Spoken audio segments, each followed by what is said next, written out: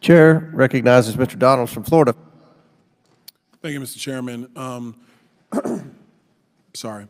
Mayor Bowser, good to see you. Chief Conte, it's been a while. You haven't been back for 2 years or so. It's good to see you. Mr. Donahue, first time. Mr. Graves, bro, you need to do your job. I mean, let's just be very clear. You know, obviously, you have a responsibility to the residents of the district in a myriad of ways. I think, my colleague talked about that and went in some heavy detail there. But if you're not going to do the job of actually standing behind Chief Conte and the work that his men and women do with the Metropolitan Police Department, then you're selling them down the river, and with them, the residents of D.C. And even the tourists that come to D.C. But, they're the ones that live here. They ride the bus, they get on the metro, they're going to school, they're going to work, and what everybody wants is just to be safe.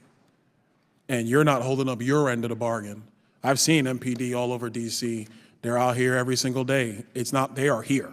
It's very clear when they're on the scene. But you're not doing your job. So I just find it to be disgusting, frankly. Just uphold the law, enforce the law.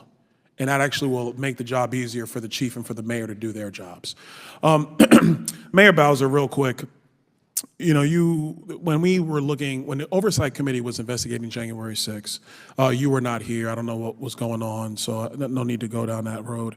But I really had a question about, you requested troops on you addressed National Guard troops on December 31, 2020, is that correct? That sounds right, but I would want to confirm the dates. That's fine. Yep. That's fine. That's fine.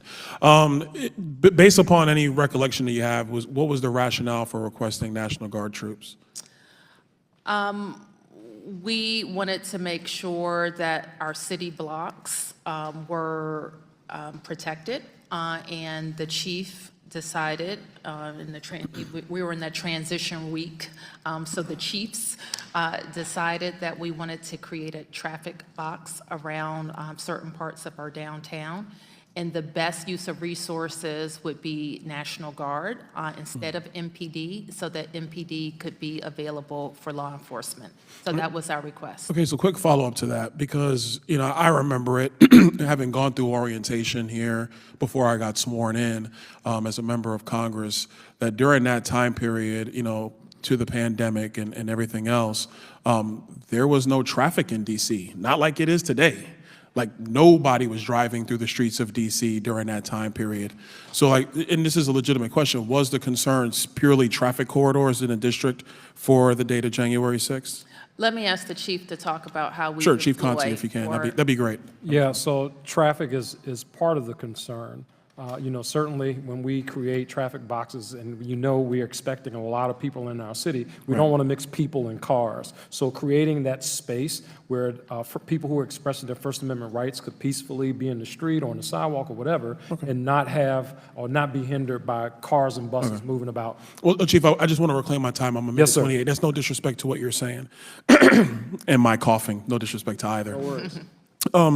So real quick, now in a letter that was sent on January 5th, Mayor Bowser, you stated that the National Guard, that you were accepting the support, but you wanted them to be in an unarmed capacity. Is that correct? Or Chief Conte, can you corroborate that? Is that correct? Yes. Okay. All right. So, and I thank you for that. These are some of the things that we just want to clarify. And I think here's the overarching point. And to be frank, honestly, Mayor Bowser, this really ain't got nothing to do with you. I think this is just a general point of what happened, when, and why. And I think, actually, last question for you. When your request for National Guard troops obviously they were answered and you were given whatever you needed. Is that correct? We were given, I believe, some of what we requested. Okay. Were there any limits that came from the Secretary of the Army? Yes. Okay. Can anybody stipulate what that was? Yeah, a couple of things. So we wanted, well, first of all, the limitation was we could not change their assignments without first receiving approval from the Secretary of the Army. We could not move National Guard members anywhere east of 9th Street Northwest. We couldn't move them there. And another thing we wanted was a quick reaction force, members of the National Guard to be able to respond. I don't think we received that resource either. Okay. Yes, sir. All right. Last point I'll make, Mr. Chairman, and I know I'm slightly over my time. One thing that was clear in previous testimony in this committee, corroborated by this testimony today, is that, troops from National Guard were authorized by the president at the time, Donald Trump, on January 4. They were authorized. It was testified in this committee they were authorized. DC was able to take advantage of them in the capacity that DC wanted to save for the couple of requests that you also wanted.